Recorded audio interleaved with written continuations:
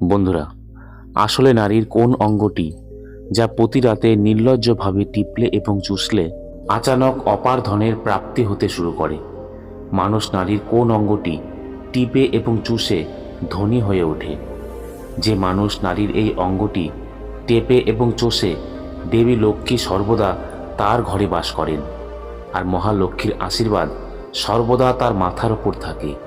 তো বন্ধুরা, আজকের ভিডিওতে আমরা আপনাদের একটি সত্য ঘটনার মাধ্যমে বলবো নারীর কোন অঙ্গটি প্রতিটি পুরুষেরই টেপা এবং চষা উচিত।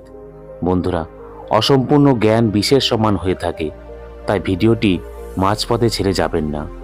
বন্ধুরা, একসময় এক গ্রামে রামদাস নামে এক ব্যক্তি বাস করতেন।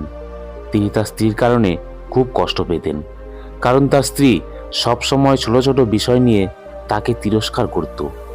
বলতো, তোমার কাছে কি আছে? বাড়িতে খাওয়ার মতো কিছুই নেই। বন্ধুরা, তার বাড়িতে সম্পূর্ণ দারিদ্রতা ছেয়ে গিয়েছিল। তার ঘরে একটা টাকাও ছিল না, এমনকি খাওয়ার জন্য এক মুঠো খাবারও ছিল না। প্রথমত তার বাড়িতে খাবার নেই, তার ওপর তার স্ত্রীর কটূক্তি। সে খুব বিরক্ত হয়ে গিয়েছিল। সে বুঝতে পারছিল না যে তার কি করা উচিত। একদিন সে তার বাড়ি ছেড়ে এক নির্জন রাস্তায় চলে গেল।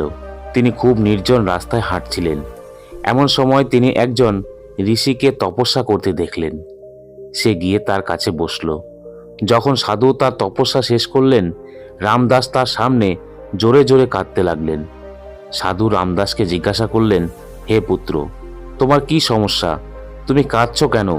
তোমার সমস্যাটি আমাকে খুলে বলো। তখন রামদাস সাধুকে বললেন, হে মহারাজ, আমার একজন স্ত্রী আছে যে প্রতিদিন আমাকে উপহাস করে। আমি গরিব, তাতে আমি কি করব?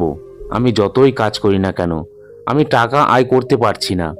আমার একটা ছোট্ট ব্যবসা ছিল, সেটাও আমার স্ত্রীর ঝামেলার কারণে নষ্ট হয়ে গেছে। সে দিনরাত আমার সাথে ঝগড়া করে। এখন আমি প্রতিটা দানা নিয়ে চিন্তিত। আমাদের বাড়িতে খাওয়ার মতো কিছুই নেই, এছাড়া পরার মতো কোনো বস্ত্র নেই।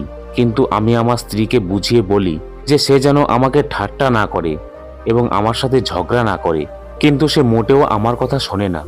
গুরুজি, এই কারণে আমি খুব চিন্তিত। এই কারণে আমি বাড়ি ছেড়ে এখানে চলে এসেছি। তারপর সাধু বললেন, কেঁদো না বাবা, আমি তোমাকে এমন একটি কথা বলবো যা তোমার ভাগ্য উজ্জ্বল করবে। কোনো লজ্জা না করে তোমাকে শুধু তোমার নারীর এই দুটি অঙ্গ টিপতে হবে এবং চুষতে হবে। তাহলেই তোমার ঘরে অপার ধন আসতে শুরু করবে। তুমি অল্প সময়ের মধ্যে ধনী হয়ে উঠবে। সাধুজি বললেন, যে পুরুষ নারীর শরীরের এই দুটি অঙ্গ টেপে এবং চষে, তার ঘরে কখনো অর্থের অভাব হয় না, আর তার বাড়িতে কখনো কোনো ঝগড়া হয় না। সে যে ব্যবসায় করুক না কেন, তাতে সর্বদা অগ্রগতি থাকে। সাধুজি বললেন, এখন আমি তোমাকে একজন নারীর সেই অঙ্গগুলি সম্পর্কে বলতে যাচ্ছি, মনোযোগ দিয়ে শোনো আর তোমার নিজের জীবনে এটাকে প্রয়োগ করো। তারপর রামদাস সাধুজি মহারাজের কথা খুব মনোযোগ সহকারে শোনেন আর বলেন যে যত তাড়াতাড়ি সম্ভব আমাকে এটা বলুন। বন্ধুরা, তখন সাধুজি মহারাজ রামদাসকে একটি গল্প শোনান আর বলেন যে এক শহরে একজন কৃষক বাস করত। তার অনেক জমি ছিল, যেখানে তিনি দিনরাত কঠোর পরিশ্রম করতেন এবং তার স্ত্রী তার বাড়িতে থাকতেন। কৃষক এবং তার স্ত্রীর মধ্যে অনেক প্রেম ছিল। তার বাড়িতে কখনো কোনো ধরনের ঝগড়া বা দ্বন্দ্ব ছিল না। এই কারণে মহালক্ষ্মী সর্বদা তার বাড়িতে বাস করতেন, আর তার জমিতে এত বেশি ফলন দিয়েছিল যে সে দিন দিন ধনী হয়ে উঠছিল। সেই কৃষক এবং তার স্ত্রীর মধ্যে এত প্রেম ছিল যে আশেপাশের লোকেরা তাদের দেখে ঈর্ষান্বিত হতো। ধীরে ধীরে সম্পূর্ণ গ্রামের মানুষ জানতে পারল যে কৃষক এবং তার স্ত্রীর মধ্যে অনেক প্রেম রয়েছে। ধীরে ধীরে এই খবর নগরের রাজার কাছে পৌঁছে গেল। বন্ধুরা, যখন কৃষক এবং তার স্ত্রীর এই বিষয়টি রাজার কাছে পৌঁছায়, তখন রাজাও তাদের প্রেমের অনেক প্রশংসা করেন। তিনি সবাইকে বলেন যে আমাদের নগরে একজন কৃষক এবং তার স্ত্রী থাকে, যারা কখনো ঝগড়া করে না। তাদের মধ্যে এত প্রেম যে আমি আমার জীবনে আর কখনো দেখিনি। এক সময় রাজা সম্পূর্ণ নগরে ঘোষণা করেন যে নগরের সকল মানুষ যেন তাদের ঘরে ঘিয়ের প্রদীপ জ্বালায়। রাজার স্ত্রী জিজ্ঞাসা করেন, আপনি এটা কেন করছেন? আপনি সবার বাড়িতে ঘিয়ের প্রদীপ কেন জ্বালাতে চাইছেন? স্ত্রীর কথা শোনার পর রাজা বলেন, প্রদীপ ভালোবাসার প্রতীক। যার ঘরে ঘিয়ের প্রদীপ জ্বালানো থাকে তার ঘরে সর্বদা ভালোবাসা থাকে। আর আমি চাই কৃষক এবং তার স্ত্রীর মধ্যে যে ভালোবাসা আছে তা আমাদের সম্পূর্ণ নগর জুড়ে থাকুক। সেই জন্য আমি প্রতিটি ঘরে একটি করে ঘিয়ের প্রদীপ জ্বালাতে চাই। বন্ধুরা, রাজার সৈন্যরা নগরের সর্বত্র ঢেরি পেটায় আর বলে সারা রাত ধরে সবার ঘরে ঘিয়ের প্রদীপ জ্বালাতে হবে। রাজার পরামর্শ অনুসারে সমস্ত নাগরিক তাদের বাড়িতে ঘিয়ের প্রদীপ জ্বালায়। কিন্তু মধ্যরাত হওয়ার সাথে সাথেই সকলের ঘরের বাতি নিভে যায়, কিন্তু কৃষকের ঘরের বাতি জ্বলতে থাকে। কৃষকের স্ত্রী সবসময় প্রদীপ জ্বালাতেন, কিন্তু কৃষকের স্ত্রী কৃষকের কোনো কথাই শুনতেন না। তার যা করতে ভালো লাগতো সে তাই করত। কিন্তু কৃষকের এতে কোনো আপত্তি ছিল না, কারণ কৃষকটি খুব বুদ্ধিমান ছিল। কৃষক ভাবত, যদি আমি আমার স্ত্রীকে নিষেধ করি তাহলে ঘরে অপ্রয়োজনীয় ঝগড়া হবে। এই কারণে কৃষক এটিকে উপেক্ষা করত এবং সে প্রেমপূর্বক তার সাথে থাকত। রাজা তার প্রাসাদ থেকে সম্পূর্ণ নগরটি দেখছিলেন। তিনি দেখলেন যে সম্পূর্ণ নগরে কারো বাড়িতে বাতি জ্বলছে না, কিন্তু কৃষকের বাড়িতে একটি বাতি জ্বলছে। তারপর রাজা তার রানীকে বলেন, দেখো, কৃষক এবং তার স্ত্রীর বাড়িতে প্রদীপ জ্বলছে, কিন্তু সম্পূর্ণ নগরে কোথাও একটি প্রদীপও জ্বলছে না। এটিতেই বোঝায় যে কৃষক এবং তার স্ত্রীর মধ্যে কতটা ভালোবাসা রয়েছে। তারপর রাজার স্ত্রী রাজাকে বলেন যে কৃষক এবং তার স্ত্রীর মধ্যে ভালোবাসা কৃষকের স্ত্রীর কারণেই রয়েছে, আর সেই কারণেই বাড়িতে এত ভালোবাসা। বন্ধুরা, রাজা যখন রানীর কথা শোনেন তখন তিনি বলেন, না, তোমাদের ধারণা ভুল। কৃষকের ঘরে যে ভালোবাসা আছে তার স্ত্রীর কারণে নয়, বরং কৃষকের কারণে। রানী বলেন যে কৃষকের স্ত্রী খুব বুদ্ধিমতী, আপনার ধারণা ভুল, আর এই কারণেই তাদের বাড়িতে কখনো কোনো ঝগড়া হয় না। রাজা বলেন যে কৃষক বুদ্ধিমান, আর রানী বলেন যে কৃষকের স্ত্রী বুদ্ধিমতী। বন্ধুরা, এটা বেশ কিছুদিন ধরে চলছিল। এই বিষয় নিয়ে রাজা এবং রানীর মধ্যে বিরাট ঝগড়া হয়ে যায়। এরপর রাজা বলেন, আমাদের ঝগড়া করার কোনো দরকার নেই, কেননা আমরা কৃষক এবং তার স্ত্রীকে পরীক্ষা করি, তাহলে সব দুধের মতো পরিষ্কার হয়ে যাবে।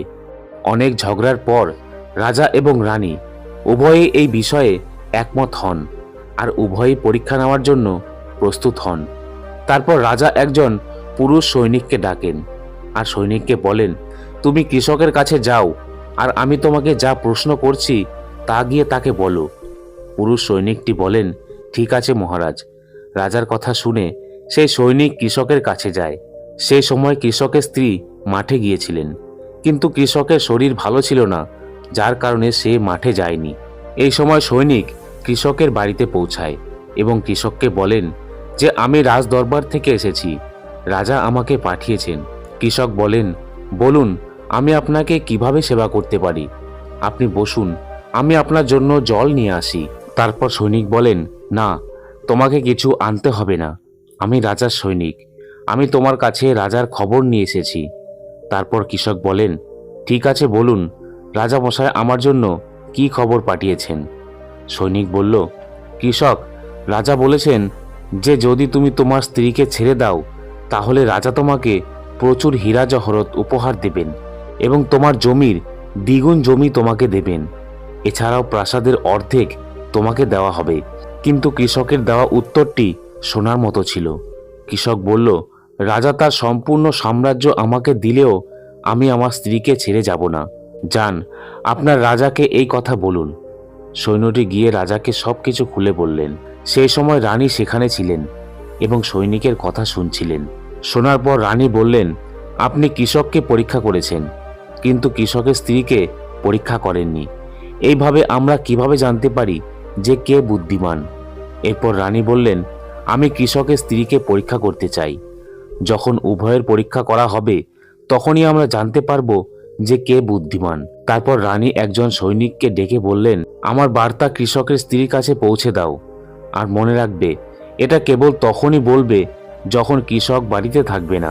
সৈনিক জিজ্ঞাসা করলেন, হে রানী সাহেবা, দয়া করে বলুন তাকে কি বলতে হবে? তখন রানী সৈনিককে সবকিছু খুলে বললেন। সৈনিকটি কৃষকের বাড়িতে যায় এবং তাকে ডাকে। তারপর কৃষকের স্ত্রী তার ঘর থেকে বেরিয়ে এসে বলে, বলুন কি হয়েছে? আপনি এত হইচই করছেন কেন? তখন সৈনিক বললেন, আমি রাজপ্রাসাদ থেকে এসেছি, রানীমা আমাকে পাঠিয়েছেন। কৃষকের স্ত্রী বললেন, বলুন কেন এসেছেন? তারপর সৈনিক বলল, রানী বলেছেন যে যদি তুমি তোমার স্বামীকে হত্যা করো তাহলে রানী তোমাকে প্রচুর হীরা জহরত দেবেন, আর তুমি প্রাসাদের অর্ধেক অংশও পাবে। এছাড়াও তোমার সমস্ত জমি তোমারই থাকবে, কিন্তু রানী তোমাকে সেই জমির দ্বিগুণ জমি দেবেন।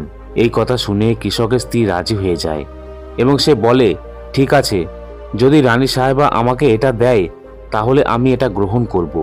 আমি আমার স্বামীকে মেরে ফেলব। তারপর সৈনিক জিজ্ঞাসা করেন, রানী কিভাবে জানতে পারবেন যে তুমি তোমার স্বামীকে হত্যা করেছ?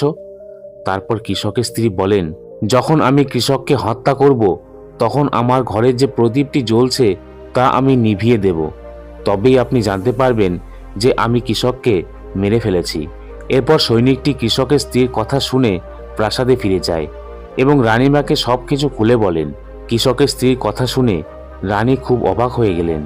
রাজা এবং রানী নারীদের ঘৃণা করতে শুরু করেন। একই সাথে রাজা তার নগরের সকল নাগরিককে ডেকে বললেন যে আমি চাই না যে কৃষকটি আমার এবং আমার স্ত্রীর কারণে তার জীবন হারাক।